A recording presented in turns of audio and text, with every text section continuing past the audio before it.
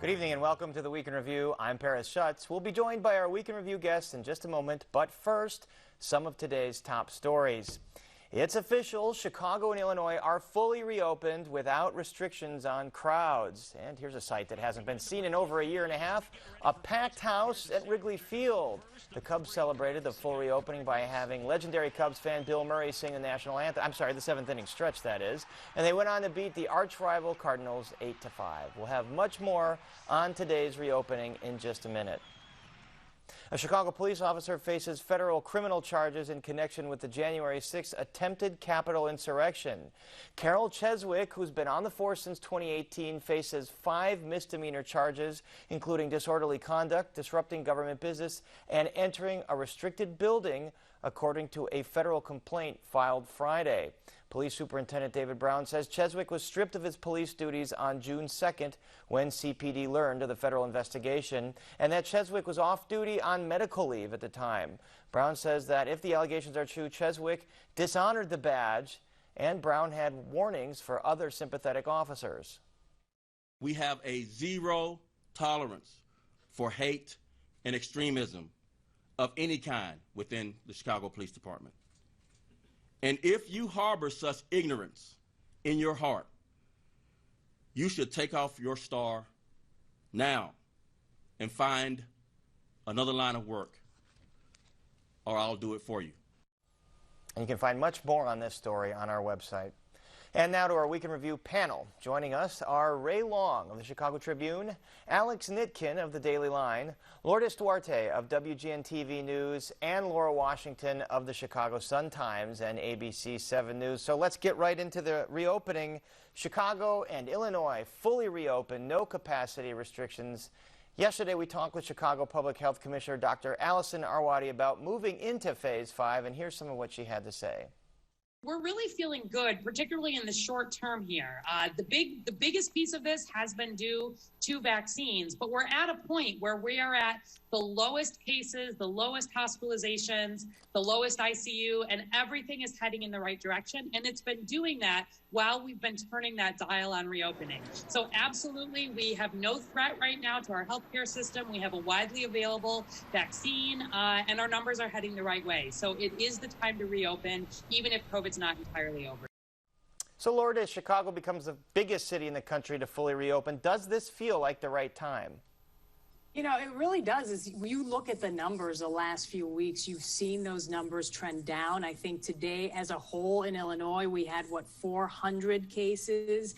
There were a few days where we had about 300. So it does seem like when you look at all the modeling that's out there and you consider hospitalizations, you consider the number of deaths that we've had, it does look like things are trending in the right direction. And I can't think of a better time than a weekend like this weekend where it's in the 90s, nice summer days. So yeah, people are definitely taking advantage of it. They see it as the right time, not just from Dr. Arwady, but the public in general. They think, look, we are ready to go. We've been waiting, 447 days for this particular day, and they're ready. And you definitely see the crowds out and about today. Quite a long time. I was out on the Riverwalk last night. It was absolutely packed out there a day before the full reopening. Alex Nitkin, is there anything that could trigger a rollback here, especially when you consider less than half of Chicagoans are fully vaccinated, and you've got the Delta variant still making its way around there, at least internationally?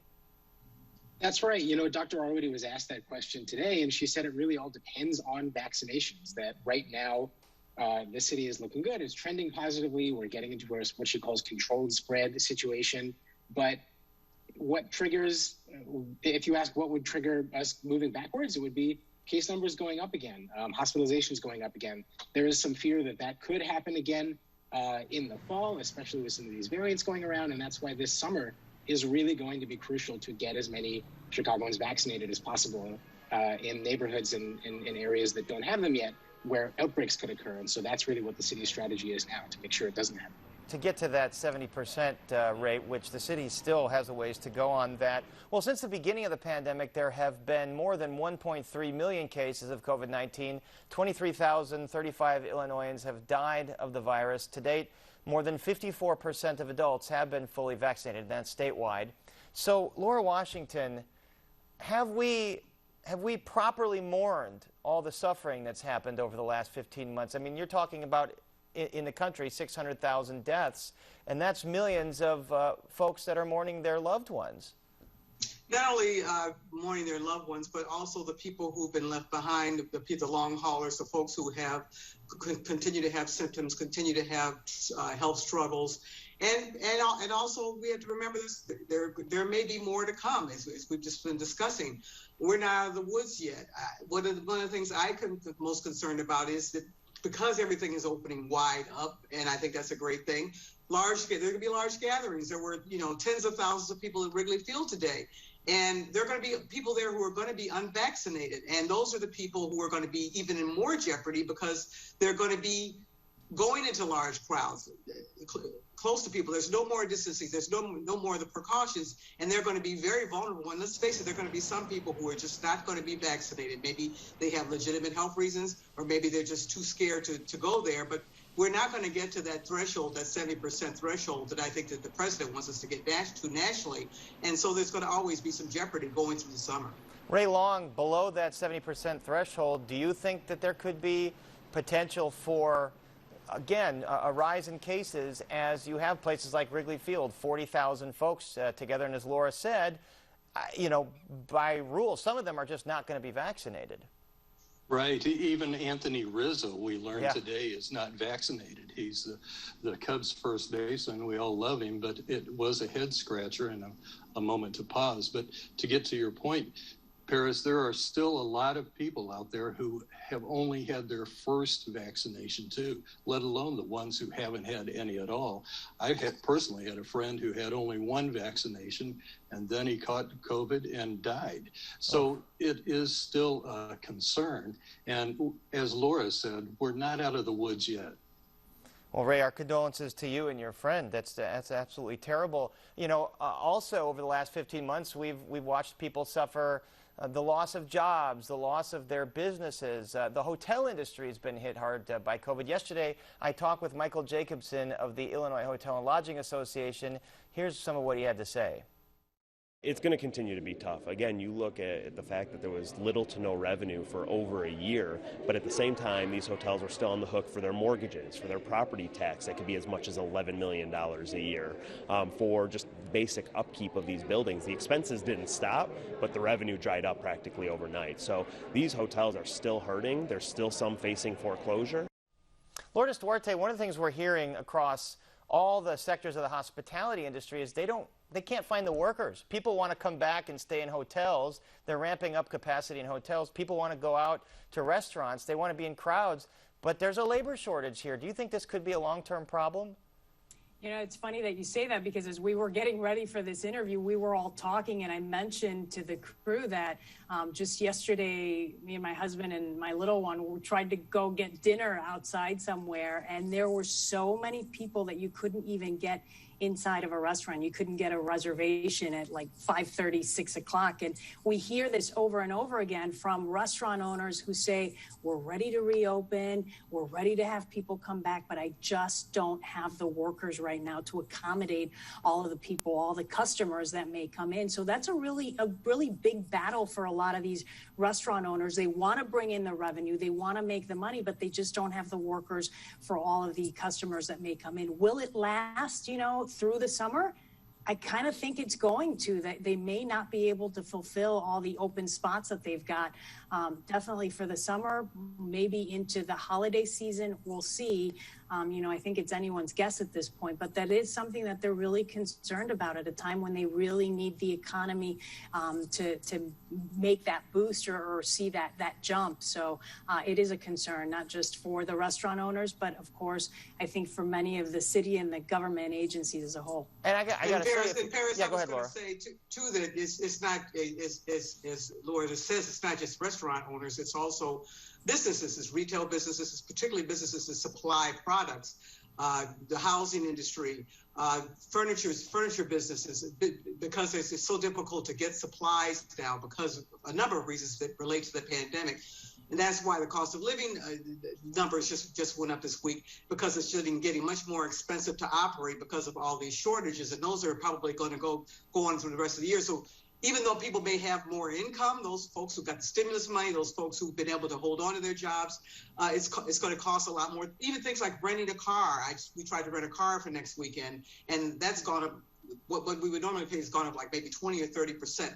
It's being hit in every area of the economy at exactly the time when you want to see the economy start to recover. Certainly, and there's concerns for inflation as well. Yeah, Lourdes, go ahead. No, I was going to say that I'm interested to see when the shift will happen, meaning when will the workers come back? Is it at the end of the summer? Is it going into the holiday season? Will we start to see, some of these employers have the amount of employees that they would like to be stabilized, to be able to operate at full capacity? I don't know when that date is. I don't know if you guys have any guesses on when you expect things to get somewhat back to normal for those employees. I got to guess that if you're a college student on summer break, or a high school student, or you just got out of college, I mean, this is the best time ever to enter the labor force, at least get some kind of summer work, because like we said, we've interviewed restaurants and hotels that are begging for people to come work for them right now. Alex Nitkin, is this primarily because wages aren't high enough and workers may find that they make more with the added unemployment, or are there more reasons to this labor shortage? I am not an economist, and I know that there are a lot of economists who also don't know the answer to that question, but that's what they're all asking and trying to figure out right now. And yeah, like you said, there are a lot of people, including in an Illinois Senate hearing with Southern Illinois business owners the other day, who basically said, yeah, we need to stop these expanded unemployment benefits, that it's disincentivizing people to work. But you also have to remember that people need childcare in order to go back to work. People are facing a lot of other difficulties.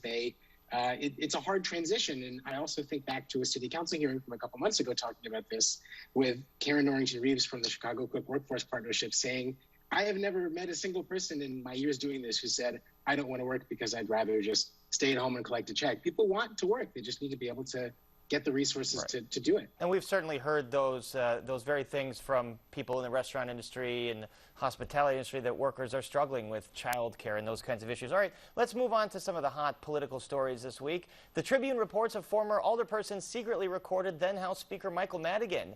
Illinois Republicans ask a judge to toss out new legislative maps, and Illinois lawmakers prepare to tackle big-ticket items like energy and an elected CPS board in an overtime session. Ray Long, you broke this story in the Tribune about Danny Solis, the former alderperson who we know was recording Ed Burke secretly. Well, now it turns out he was recording Mike Madigan. What do you think these recordings turned up? Well, we're still trying to figure out exactly what it was about, and there are apparently several over different periods.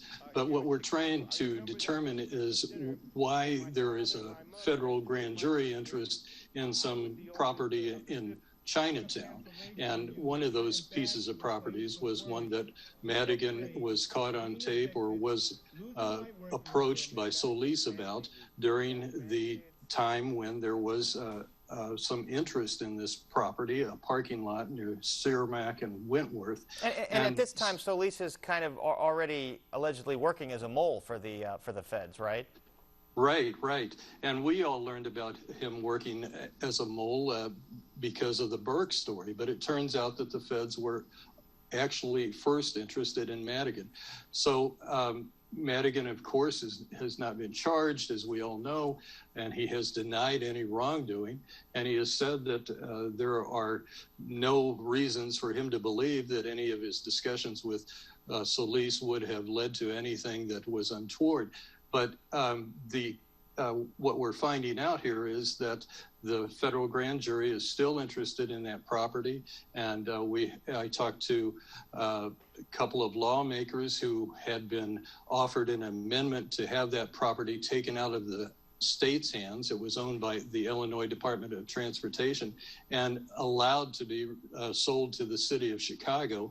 So there are a lot of questions about what went down and who was behind it. In fact, the two lawmakers said that they weren't told by the lobbyists who offered this proposal, an amendment to a regular bill, to say who was behind it to who them. Those lobbyists were working for. Yeah, so as you found Right. there, that piece of land owned by the state, it just got slipped into legislation at the last minute, unbeknownst to anybody, to sell it. And Madigan's ostensible role here would be to get that developer on Madigan's law firm's payroll for property taxes. But, you know, Ray, when you look at how aggressively it appears the feds are trying to get information out of the folks they've already indicted in connection to the ComEd scandal, like Tim Mapes, like some of the execs and lobbyists, does it tell you that maybe the feds still don't have that great of evidence on Madigan, even with those recordings, because there's no indictment yet, if they're going to bring one? That's a great question. We're all trying to figure that out. Are they trying to add to a case that they do or do not have?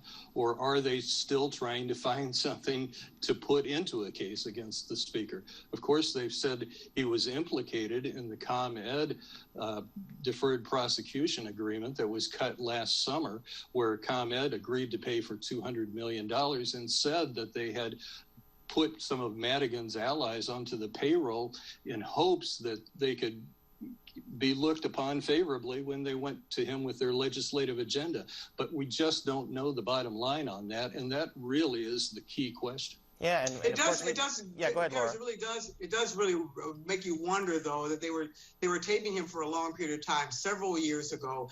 And when you think about tapes, you think about the kind of smoking gun evidence that prosecutors love to have. You got him speaking directly onto a tape. When you think about the Rod Blagojevich case, the former governor, and how he went down based to a large extent on the tapes that they had him, where they had him saying very incriminating things. So it makes you wonder, those tapes may not be bearing the kind of fruit that they would be expected, and that's why perhaps there's no indictments.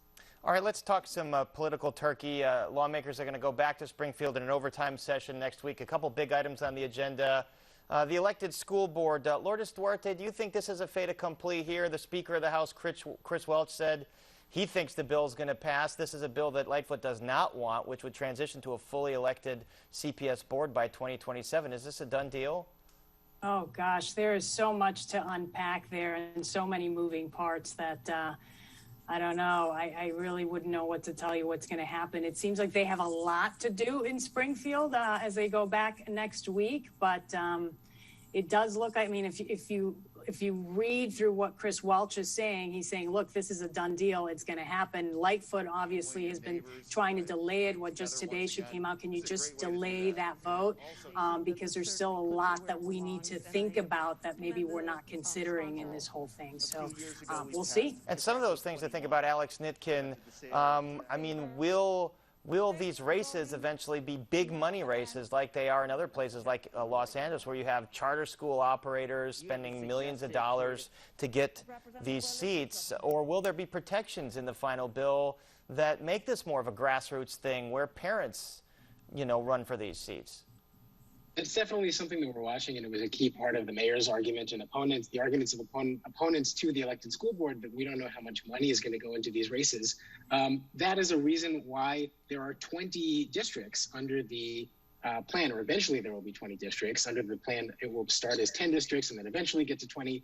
The argument for that is that when the districts are smaller, ostensibly, there's going to be less money going into them. They're going to be about the size, designed to be roughly the size of state rep districts. So their proponent's argument is that if the districts are smaller, it's more based on personal connections and roots in the neighborhood, as opposed to how much money is coming in and, you know, going on TV, that kind of thing. And we should mention, Laura Washington, that Mayor Lightfoot campaigned on supporting an elected school board. Then more recently, she said she wanted a hybrid school board. She is trying to put the brakes on this. Do you think she has any juice down there to, I think they need to flip about 13 votes to stop it? No, as Lourdes mentioned, the Speaker of the House is firmly saying that this is going to go through, and there's a huge amount of support in Springfield for it. I think she one of the criticisms of her positioning is not so much that she changed her mind, but that she came late to the game with her new proposal. If you know, she wants a hybrid now, but she wasn't really engaged, or her people weren't as engaged as they should have been, as early as they should have been in Springfield to continue to move this. And on the whole issue of spending, It is true, as Alex says, that if you have the smaller districts, that maybe provides more opportunity for individuals to run. But if you want to move an issue, if you want to move policy like the CTU does, like the Charter School Association might want to, the more money you have, the more ability you have to play in multiple districts. And you can put enough money into each district so that you can support and back the people that you want to see in place that are going to push your policies in a way that folks on an individual district by district basis cannot do. We'll have to see what happens. This could move very quickly next week. And also a giant energy bill, Ray Long, that was kind of punted in the regular session, but this would provide, as of the latest plan from the governor, about $700 million in subsidies to prop up 3 of Exelon's struggling nuclear plants. Why does Exelon need this amount of money? Well, that's a good question. I just have pushed on that question when they did it last time, too, in 2016, and added subsidies for some of their plants. But they claim that they need that kind of money to keep their employees full-time, and they need it to also protect the viability of those plants. And they say, look, we need these plants for the overall grid, so it is an important piece of the equation. But of course, there is all this skepticism about ComEd right now because, as we touched upon earlier, ComEd was in a federal court case here, and they just paid $200 million in a bribery case. So are they really leveling with the people when they're talking about getting that much money? And part of the concern here, Ray, part of the thing holding this up was there's a downstate coal plant, Prairie State Energy, right. And in this bill, all coal plants have to retire by 2035. But the complicating factor is there are many municipalities, including in the Chicago area, that have ownership stakes in this plant, and so it might hurt their taxpayers. So is there going to be a deal worked out here where there might be a carve-out for this plant? Well, it sounds like what they may be doing is trying to find some kind of subsidy for those plants to decommission so that they could find a way to flatten it out so that we don't have those heavy carbon plants. The one down there in the East St. Louis area that you're referring to is one of the 7th worst polluters in the nation. Governor Pritzker is trying to determine whether he can get all of these pollutants out of the air by at least 2050, if not sooner. And, you know, as ComEd is fighting for these subsidies, Alex Nitkin, Chicago City Council is debating or negotiating a new franchise agreement with ComEd. So, I mean, in the unlikely scenario, ComEd loses the city's business. That's, you know, about 3 million fewer customers here for ComEd. Is there any chance anyone other than ComEd would be providing power to Chicago residents?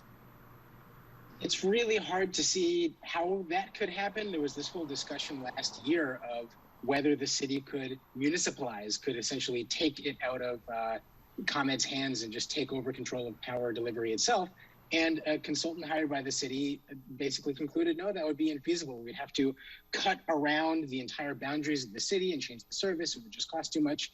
But then, you know, all these months later, the city has been in negotiations with ComEd about what a new franchise agreement would look like. Here we have this historic, rare opportunity for the first time in 28 years to negotiate more guardrails on ethics, sustainability, affordability, all kinds of things. And they haven't really moved. And so what happened is that last month, the mayor came out with what's called a request for information and said, all right, is there anyone else out there? If there are any other utility providers who want to step up and think they can do a better job, let's see your plans. So we'll see if that's a bluff. We'll see if the mayor can use it as sort of leverage to negotiate firmer terms with ComEd. But the city is trying to get something done on that front by the end of the year. Certainly seems like she is trying to use it as leverage to get a better deal for Chicagoans. Lourdes Duarte, we have beautiful weather this weekend. We have things reopening, but we have to talk about the fact that another young person was killed, this time in Lawndale. It's the 11th person under 15 this year killed because of gun violence. So, I mean, we have really bad homicide numbers most years recently, but the amount of young people, it seems, involved in shootings is going up. Do we have any indication of what's behind this?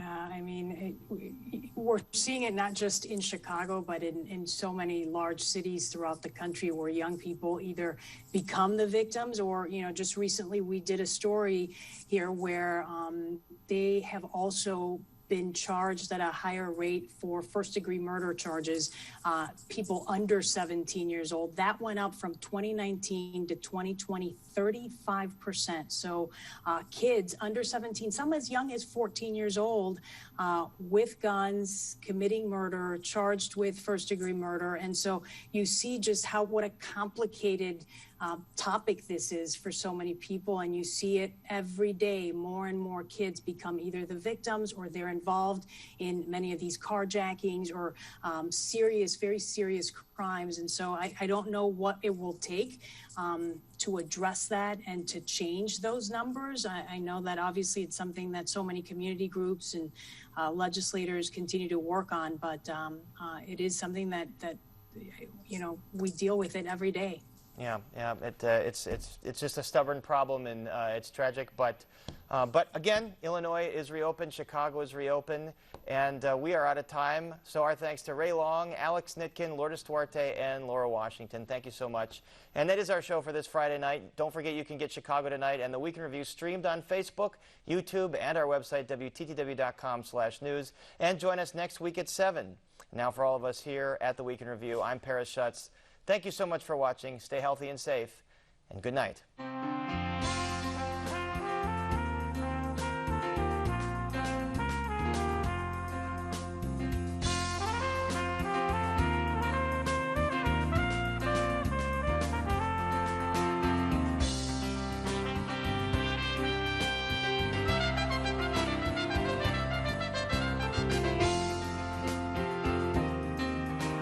Closed captioning is made possible by Robert A. Clifford and